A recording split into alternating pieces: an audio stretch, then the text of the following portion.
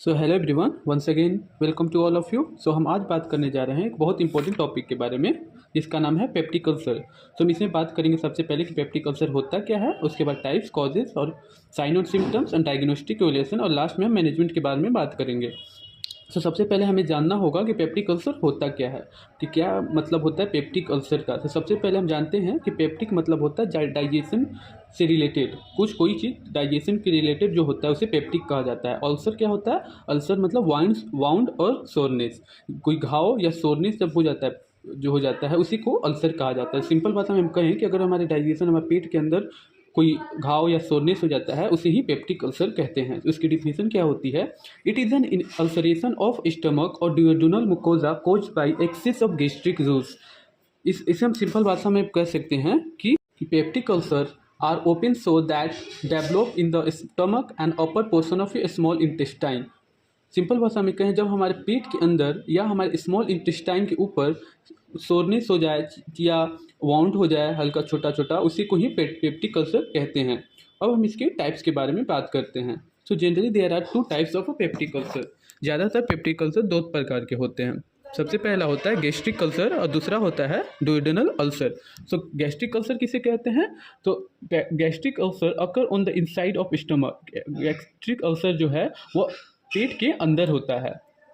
और दूसरा होता है ड्यूओडेनल अल्सर। ड्यूओडेनल अल्सर क्या होता है? तो that occurs on the inside of the upper portion of your small intestine. जो हमारे स्मॉल इंटेस्टाइन है उसके ऊपर जब अल्सर हो जाता है उसे ड्यूओडेनल अल्सर कहते हैं। तो यहाँ पे हम समझ गए कि दो टाइप्स के अल्सर होते हैं, gastric ulcer and duodenal ulcer.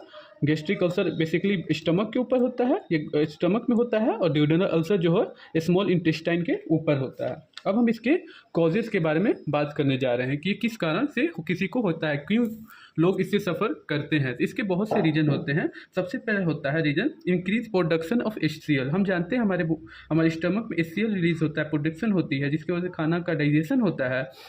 पर अगर उसकी प्रोडक्शन ज़्यादा मात्रा में हो जाए, उसकी वजह से ही पेप्टिक अल्सर होता है। दूसरा रीजन हो सकता है बैक्टीरियल इन्फेक्शन। बैक्टीरियल इन्फेक्शन के कारण भी दूसरा बैक्टीरियल इन्फेक्शन भी रीजन होता है पेप्टिक अल्सर होने का। अगला है कि अल्कोहल और स्मोकिंग भी रीजन होते हैं पेप्टिक अल्सर के होने के कारण। और अगला है ट्रोकिसिक ट्रॉमा होने के कारण भी हो सकता है। और अगला है regular use of certain pen relievers. हम पता है बहुत से लोग पेन रिलीवर खाते हैं दर्द को, किसी की दर्द को कम करने की वजह से, जिसके कारण भी पेप्टिक अल्सर हो जाता है। और भी बहुत से कारण होते हैं, लेकिन इतने लिख देंगे हम तो काफ़ी होगा। अब हम बात करते हैं साइन और सिम्टम्स के बारे में, कि हमें पता कैसे चलेगा कि साइन और सिम्टम्स होता क्या है। शख्स सफ़र कर रहा है तो कैसे पता चलेगा कि वो उसे पेप्टिक अल्सर हुआ है। तो साइन और सिम्टम्स क्या होते हैं? तो सबसे पहला होगा कि उसके पेट में बहुत ज़्यादा जलन होगा, बर्निंग स्टमक पेन। अगला है इंटॉलरेंस टू फैटी फूड। जो फैटी फूड होते हैं उसको वो बर्दाश्त नहीं कर पाएगा पेट। और अगला है वेट लॉस, और आपका वेट लॉस भी होगा। और हिकअप्स हमें पता है, हिचकी जो आता है वो भी लगातार आता रहेगा। और डिस्कम्फोर्ट, बहुत ज़्यादा डिस्कम्फोर्ट यू विल फेस। एंड अगला है कि वोमिटिंग भी हो सकता है, वोमिटिंग ब्लड विच में अपीयर रेड और ब्लैक। वोमिटिंग भी हो सकती है, या वोमिटिंग के साथ जो उल्टी है उसके साथ खून भी आ सकता है।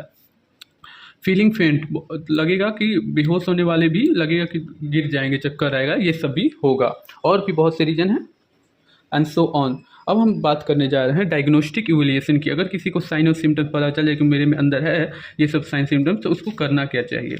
तो सबसे पहले है ये सब डायग्नोस्टिक इवैल्यूएशन है, इसको ये सब करना चाहिए। तो पहले हिस्ट्री कलेक्शन करवाना चाहिए, फिजिकल एग्जामिनेशन अपनी बॉडी का करवाना चाहिए, और ब्लड टेस्ट, अपने खून का जाँच भी करवाना चाहिए, जिससे पता चले कि वो शख्स सफ़र कर रहा है पेप्टिक अल्सर से या नहीं। और अगला है एंडोस्कोपी, ये भी जांच होती है, इसके कारण भी पता चल जाएगी, इसके वजह से भी पता चल जाएगा कि कोई पेप्टिक अल्सर से सफ़र कर रहा है या नहीं। अब हम हम अंत में बात करने जा रहे हैं कि मैनेजमेंट के बारे में, कि कोई शख्स अगर इससे सफ़र कर रहा है, उसे पता भी हो गया है, तो अब उसे क्या करना चाहिए। तो सबसे पहले हम बात करते हैं मेडिकल मैनेजमेंट के बारे में। मेडिकल मैनेजमेंट क्या होना चाहिए? तो सबसे पहले एंटी माइक्रोबियल एजेंट्स उन्हें देना चाहिए, एंटाएक्सिड्स देना चाहिए, और कोटिंग एजेंट्स भी उन्हें देना चाहिए। और अब हम बात करते हैं नर्सिंग मैनेजमेंट के बारे में। अगर किसी को पता चले जाए तो उसे नर्स क्या मैनेजमेंट होनी चाहिए एक पेशेंट के। तो सबसे पहले उसे provide soft and liquid diet, उसे बहुत हल्का और मुलायम खाना देना चाहिए, और प्रोवाइड बेड रेस्ट, और उस जो इंसान पेप्टिक अल्सर सफ़र कर उसे रेस्ट भी देना चाहिए। अगला है maintain nutritional status of the patient, जो न्यूट्रिशनल चीज़ होता है उसे भी उसका भी ध्यान देते हुए उसको खाना देना चाहिए।